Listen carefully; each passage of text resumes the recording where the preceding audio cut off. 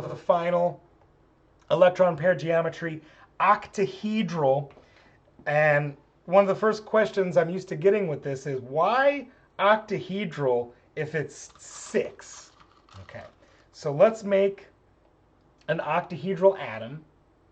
All right, so here is my octahedral atom. Look, I've got 1, 2, 3, 4, 5, 6 electron pairs, right? There's a plane with 4 at 90 degrees each, and then there's the 2 pole to pole ones that are 180 degrees. Technically, then the bond angle for all of these is 90. They're all 90. So why octahedral? Well, if you count the number of planes you can make, 1, 2, 3, 4, 5, 6, 7, 8. There's 8 sides to this shape. That's why it's called octahedral. Okay? And so as you might guess, because this is a steric number of 6, there becomes 5 specific geometries. Okay?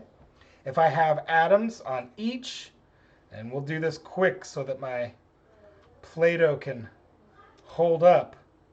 Oh my gosh. The way that this molecule is just sagging is kind of like the story of 2020, right? Hold on, baby. Don't fall apart. We're almost done. Okay. Octahedral. Beautiful. If I take away 1, I still have to leave the electron pair there. All right.